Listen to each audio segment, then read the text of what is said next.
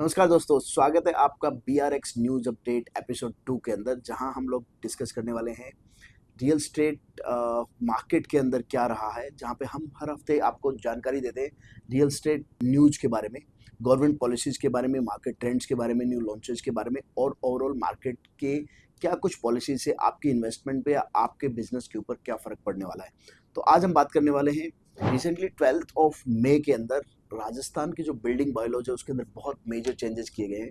आज हम उसके बारे में डिटेल के अंदर डिस्कशन करेंगे और आपको बताएंगे ये बायलॉज के अंदर क्या चेंजेस है और उससे क्या इम्पैक्ट आने वाला है रियल एस्टेट मार्केट के अंदर। To understand this more effectively हमने इसको 4-5 कैटेगरी के अंदर डिवाइड किया है। तो नंबर 1 कैटेगरी है कि जहाँ पे हमने बोला है कि बहुमंजिला इमारत या मल्टी स्टोरी अपार्टमेंट्स की डेफिनेशन चेंज की गई है।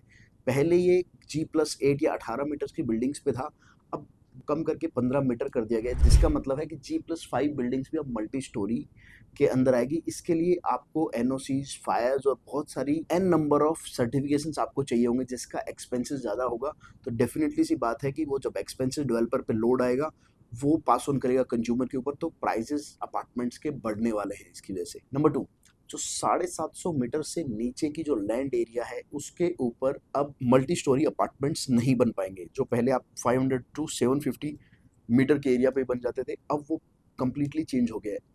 अब सिर्फ 1000 स्क्वायर मीटर का मिनिमम प्लॉट चाहिए आपको, जिसके ऊपर आप मल्टी स्टोरी अपार्टमेंट्स बना सकते हैं। इसकी वजह से क्या होगा कि जो बड़े प्लॉट्स एरिया थे, बड़े जो लैंड एरिया थे, जिनकी प्राइसेस पहले कम होती थी, अब वो सडनली आप देखोगे उनके प्राइसेस बहुत तेज़ी से बढ़ जाएंगे। और जो छोटे प्लॉट्स हैं, 500-700 के प्लॉट्स एरिया हैं, उनके प्राइसेस कंपेरेटिवली कम हो जाएंगे, बिकॉज उस पर आप मल्टी स्टोरी अपार्टमेंट्स नहीं बना सकते। नंबर 3, जो छोटे अपार्टमेंट्स हैं, जैसे आप अगर कहीं पे 9 मीटर की रोड है, जहाँ पे प्लॉट एरिया आपके पास 500 स्क्वायर मीटर का है, वहाँ पे आप सिर्फ ग्राउंड फर्स्ट सेकंड बना सकते हो। दैट्स स्टिल +2, G+2 बोलते हैं उसको। और अगर आपके पास 750 मीटर है, 12 मीटर के रोड के ऊपर हो आप, तो स्टिल +3 बना सकते हो। अगर आपको स्टिल +5 और उसके बड़े अपार्टमेंट्स बनाने हैं 750 मीटर की लैंड के ऊपर, तो आपको मिनिमम 18 मीटर का रोड चाहिए। तो इसकी वजह से आप देखोगे कि छोटे जो एरियाज थे, जहाँ पे 9 मीटर 12 मीटर की रोड होती थी, वहाँ पे भी आप देखते थे मल्टी स्टोरी अपार्टमेंट्स बन जाते थे इन एंड अराउंड राजस्थान के अंदर। वो अब नहीं होगा। नंबर 4, जो पार्किंग नॉर्म्स है उसमें बहुत मेजर चेंजेस किए हैं। पहले क्या होता था, लगभग 60 टू 70% पार्किंग ही की फैसिलिटीज़ रिक्वायर्ड होती थी। अब वो कम्प्लीटली चेंज हो गया। अब हर फ्लैट के साथ आपको मिनिमम एक पार्किंग मैंडेटरी करनी ही करनी है, जिसकी वजह से आप देखोगे कि पार्किंग के नंबर्स हैं, जो पार्किंग की जो अव्यवस्था रहती थी बाकी शहरों के अंदर राजस्थान के, अब वो कम्प्लीटली दूर हो जाएगी इसकी वजह से। नंबर 5, इट्स वेरी इंपॉर्टेंट, जो सबसे बड़ा इम्पोर्टेंट जो गेम चेंजर इस पूरी टाउनशिप पॉलिसी के अंदर हुआ है कि अगर आप कोई टाउनशिप है, डेवलपर को उसको मिनिमम 7 साल तक मैनेज करना पड़ेगा, मेंटेन करना पड़ेगा। पहले ऐसा नहीं होता था, अब उसकी सीवरेज, इलेक्ट्रिसिटी, बाकी सब चीज़ें उसको 7 साल तक मैनेज करनी पड़ेगी। ये पूरा का पूरी रिस्पॉन्सिबिलिटी डेवलपर को दी है। इससे क्या इंश्योर होगा कि जो भी क्वालिटी यूज होगी, जो भी चीज़ें यूज होंगी, वो बहुत अच्छी क्वालिटी की होगी और वो सस्टेनेबल होगी, ताकि 7 साल तक बिल्डिंग बिल्डर्स को, डेवलपर को वहाँ पे देख रेख उसकी करनी पड़ेगी, जिससे कि अगर आप वहाँ पे प्रॉपर्टी ले रहे हो, आप इंश्योर हो जाओ कि 7 साल तक ये सर्विसेज ऐसी रहेगी। अगर कुछ भी चेंजेस होते हैं, कुछ भी प्रॉब्लम्स आती है, कुछ भी टूट फूट होती है, उसकी पूरी की पूरी रिस्पॉन्सिबिलिटी रियल एस्टेट डेवलपर की होगी, जो बेसिक कम्युनिटीज़ के अंदर उसको पूरी करनी होगी।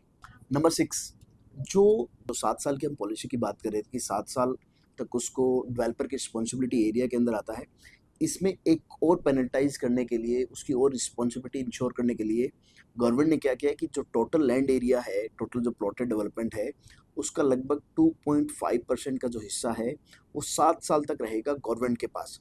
और गवर्नमेंट उसको रिलीज़ करेगी 7 साल के बाद।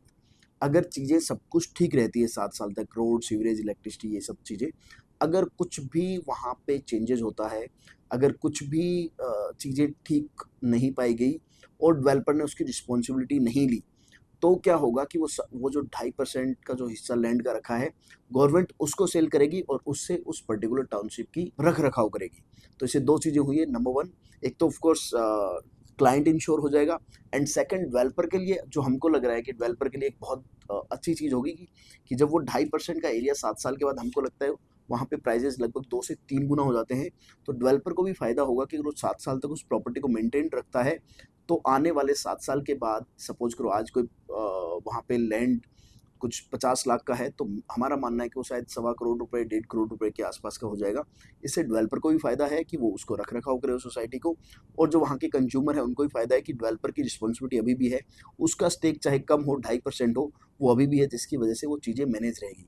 सो I think this is an game changer policy, और जो बाकी स्टेट्स हैं मुझे लगता है वहाँ पे भी ऐसी कुछ पॉलिसी आएँगी, बिकॉज़ रेरा इन सब चीज़ों के ऊपर बहुत ज़्यादा काम कर रहा है। तो इसमें से आपको क्या लगता है, कौन-सी पॉलिसी या कौन-सा पॉइंट है जो आपके लिए बहुत अच्छा है, और कौन-कौन से और नॉर्म्स हैं या कौन से और चीज़ें हो सकती हैं जो गवर्नमेंट को ध्यान रखना चाहिए कंज्यूमर पॉइंट ऑफ व्यू से, जो इसके अंदर ऐड होनी चाहिए, या डेवलपर पॉइंट ऑफ व्यू से कि यार ये चीज़ें भी हमारी तरफ से होनी चाहिए? So comment below on all these parameters.